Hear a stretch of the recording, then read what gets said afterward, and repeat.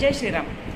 पालकांनो, सुट्टी आली की मुलांना मजा करायची असते, पण सुट्टीमध्ये जास्त वेळ झोपून देऊन मुलांना आळशी मात्र बनवू नका. तर याच सुट्टीतील वेळेचा उपयोग पण नवनवीन गोष्टी शिकण्यासाठी कसा करू शकतो हे मुलांना समजून सांगा. यासाठी मी तुम्हाला काही पॉईंट सांगणार आहे. नंबर 1, निसर्गाशी नाते जोडा.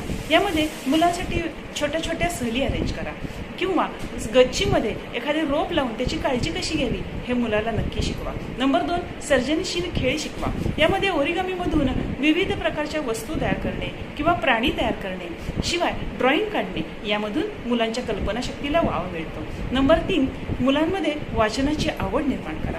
मुलांना रोजचे न्यूजपेपर जरूर वाचायला हवा. शिवाय प्रेरणादायी गोष्टींची पुस्तके मुलांना वाचायला शिकवा. नंबर 4, मुलांना नवीन काहीतरी शिकवा. यामध्ये स्वयंपाकघरामधील एखादी वस्तू बनवायला शिकवणे किंवा छोटी घरकामे करायला लावणे इत्यादी. नंबर 5, एकत्र वेळ घालवा. यामध्ये मुलांबरोबर स्क्रीन व मोबाईल शिवाय एकत्र बसून गप्पा मारा. यामध्ये जेवण आणि डिनरचा नक्की समावेश करा.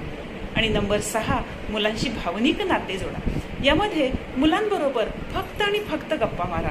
शिवाय मुलांना वेगवेगळ्या प्राण्यांची काळजी कशी घ्यावी हे शिकवा, जसे की कुत्रा, मांजर, गाय इत्यादी. सुट्टी म्हणजे फक्त स्क्रीन टाईम किंवा झोपणे नसून हा क्वालिटी टाईम आहे हे मात्र मुलांना नक्की सांगा.